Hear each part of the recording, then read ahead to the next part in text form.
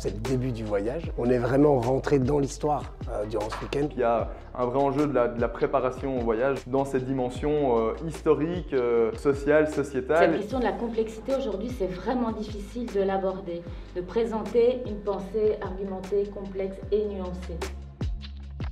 Dans le cadre du programme Impact, à chaque édition, en fait, on organise un week-end de formation et de cohésion. Ce week-end va permettre en fait, à l'équipe de se souder. Donc d'individus éparses, on va former un groupe soudé, un groupe qui a envie de participer ensemble au voyage. On a d'abord fait des activités de cohésion qui ont pour objectif de se connaître. On part en voyage tous ensemble, donc on a besoin d'être en sécurité, on a besoin de connaître l'autre, puisqu'on va passer quand même 10 jours quasiment sur place. Au-delà de la cohésion de groupe, c'est aussi un week-end de formation. C'est vraiment de permettre au groupe de travailler sur quelque chose qui nous paraît essentiel dans ce programme, c'est l'outil des narratifs parallèles. Il s'agit en fait d'étudier le conflit israélo-palestinien à partir de la mise en parallèle de récits mémoriels concurrents. Un récit mémoriel israélien et un récit mémoriel palestinien.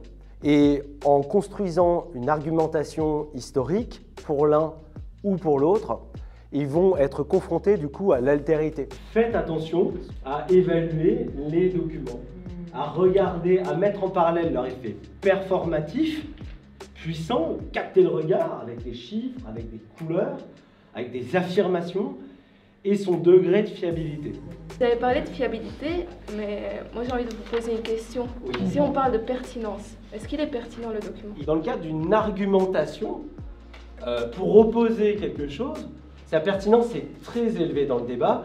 Et donc en réalité, en opposant ces deux récits mémoriels, on apprend la nuance. La journée qu'on a aujourd'hui avec Théo Cohen est super intéressante, tant pour les contenus qu'on a pu avoir que pour la méthode aussi d'histoire parallèle qui nous permet en réalité d'aller chercher les points de vue des deux parties prenantes principales du conflit israélo-palestinien et donc de pouvoir amener un des objectifs en réalité du programme, de la nuance et d'aborder les choses avec un regard critique et un regard analytique. C'est ce travail que nous faisons grâce à Théo Cohen qui doit permettre à nos participants de mieux comprendre la différence entre la mémoire et l'histoire et de comprendre aussi l'importance de ces narratifs parallèles pour notre programme.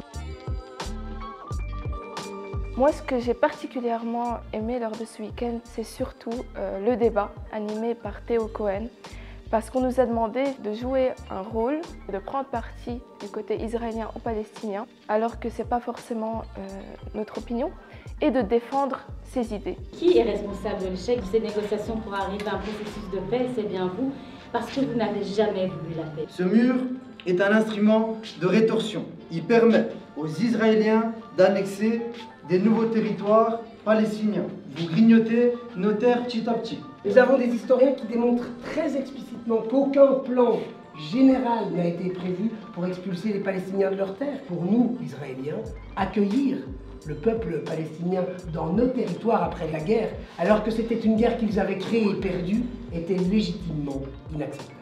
L'idée, c'était de porter la possibilité d'étudier des questions controversées d'histoire à travers la mise en parallèle de récits mémoriels concurrents. Donc en fait, on a pendant 1 heure travaillé à 4 à la construction d'une histoire collective. On a eu l'occasion de devoir défendre des positions qui sont basées sur les récits des uns et des autres. Et donc ça nous permet de nous imprégner de tout ce qu'on va rencontrer sur place. Je me suis rendu compte qu'on peut vite s'imprégner de ce narratif et qu'on peut vite vouloir à tout prix défendre ses idées, son opinion, peu importe le discours de celui qu'on a en face.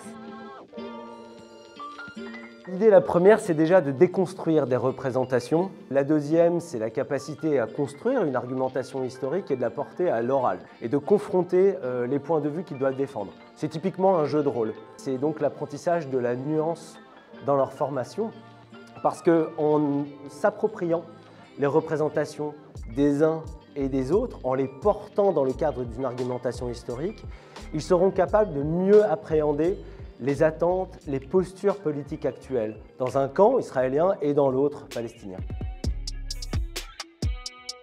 Au début, on est un peu timide, au début, on n'ose pas. Et puis petit à petit, on s'ouvre, petit à petit, on blague. Petit à petit, on raconte des anecdotes sans qu'on soit sollicité.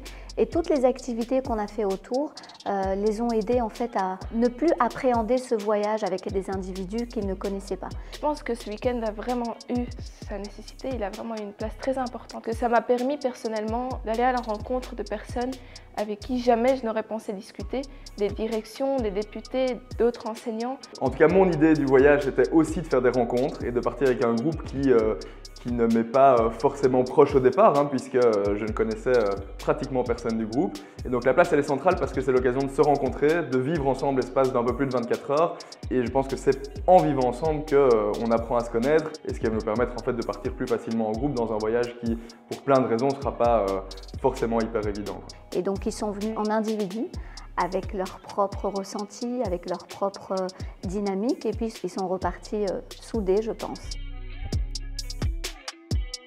Complètement prêt. Parce qu'on sait que ça va être un voyage qui va être difficile, qui va être émotionnel, qui va être intense. On n'est jamais, je pense, préparé à ça, mais on peut tout mettre en place pour être le mieux préparé du monde. Et moi, c'est le sentiment que j'ai eu durant ce week-end.